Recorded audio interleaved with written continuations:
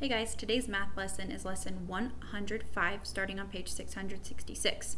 We're going to be talking about dividing by 10.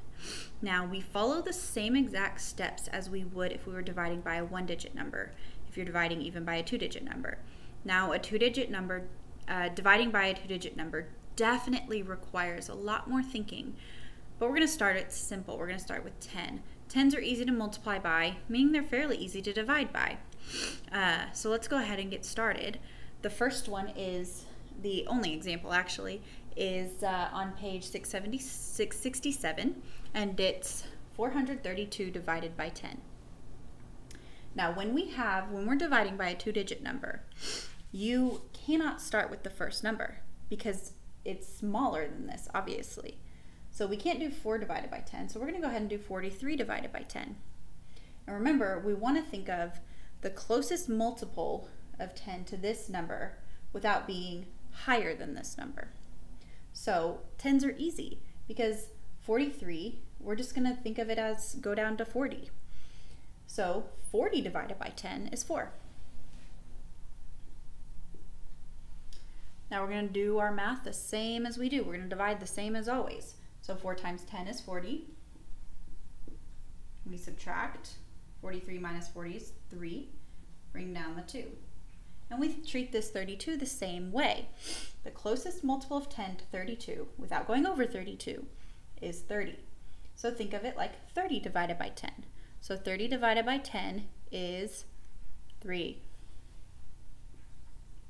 3 times 10, 30. 32 minus 30 is 2.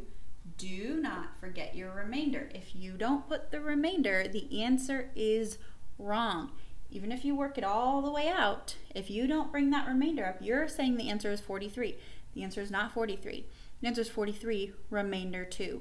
So remember, if you don't put the remainder, your answer is incorrect, even if you've done all the work the right way.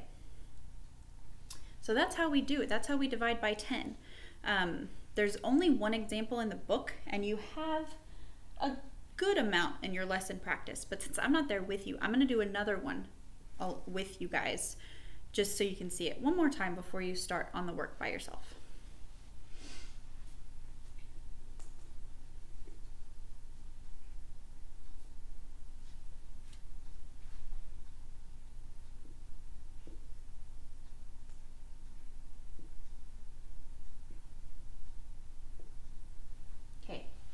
So let's think 678 divided by 10. So again, we can't start with the first digit because it's too small. We got to move on to 67. So 67 divided by 10, well, 60 divided by 10 is 6, so we're going to put a 6 there. 6 times 10, 60. 67 minus 60 is 7. Bring down by 8. Now we have 78 divided by 10. Well, 70 divided by 10 is 7. 7 times 10 is 70. 78 minus 70, it gets really small, I ran out of room, is 8. So my remainder, do not forget to bring your remainder up, 67, remainder 8. Pretty simple. You're going to go ahead and do your lesson practice. That's on 667.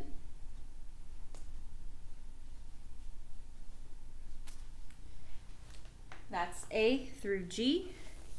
And then you're going to do your independent work, and that's even numbers. Nothing special, just do the even numbers, okay? As always, if you have any questions, let me know.